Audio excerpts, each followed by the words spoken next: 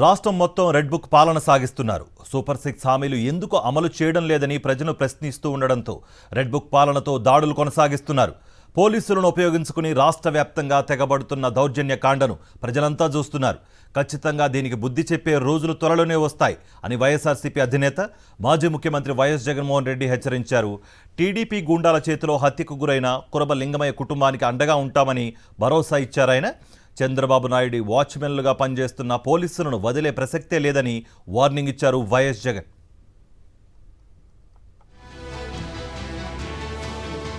శ్రీ సత్యసాయి జిల్లా రాప్తాడు నియోజకవర్గంలోని రామగిరి మండలం పాపిరెడ్డిపల్లి గ్రామాన్ని వైఎస్ఆర్సీపీ అధినేత వైఎస్ జగన్ సందర్శించారు.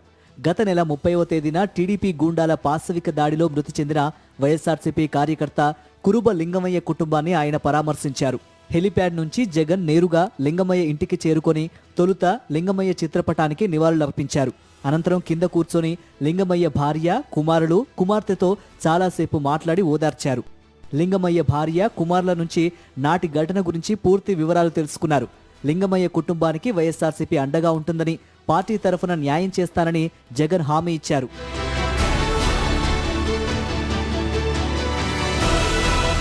జగన్ పరామర్శిస్తున్న సమయంలో లింగమయ్య కుటుంబీకులు కన్నీటి పర్యంతమయ్యారు. టీడీపీ వాళ్ళు మా నాన్నను చంపేశారని లింగమయ్య కూతురు కన్నీరు మున్నీరైంది. మా నాన్న వైఎస్ఆర్ కాంగ్రెస్ పార్టీ కార్యకర్త, అందుకే 20 మందితో వచ్చి దాడి చేసి చంపారన్నా. టీడీపీ వాళ్ళు మా నాన్నను చంపేశారన్నా అంటూ రోదించింది. మా అమ్మ తమ్ముళ్లకు ఏమీ తెలియదన్నా, మీరే అండగా నిలవాలన్నా. గ్రామంలో టీడీపీ దుర్మార్గాలను తట్టుకోలేకపోతున్నామన్నా, పండుగలు కూడా చేసుకోలేని పరిస్థితులు ఉన్నాయన్నా అంటూ ఆవేదన వ్యక్తం చేసింది. అధైర్యపడవద్దని, పార్టీ అండగా ఉంటుందని లింగమయ్య కుటుంబ సభ్యులకు జగన్ ధైర్యాన్నిచ్చారు.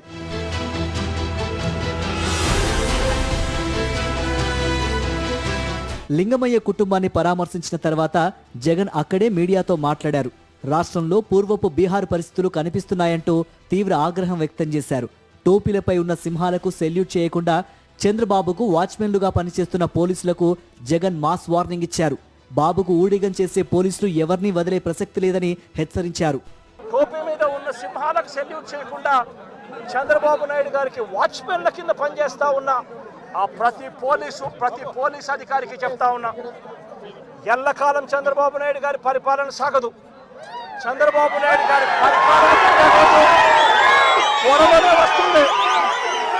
ప్రతి పోలీస్ అధికారికి కూడా చెప్తా ఉన్నా, మీ బట్టలు తీస్తామని చెప్పి ప్రతి పోలీస్ అధికారికి చెప్తా ఉన్నా, మీ యూనిఫామ్ తీస్తాం, చట్టం మిమ్మల్ని నిలబెడతాం, దోషులుగా మిమ్మల్ని నిలబెట్టి మీ యూనిఫామ్ తీయించి మీకు ఉద్యోగాలు లేకుండా చేస్తామని కూడా ఈ సందర్భంగా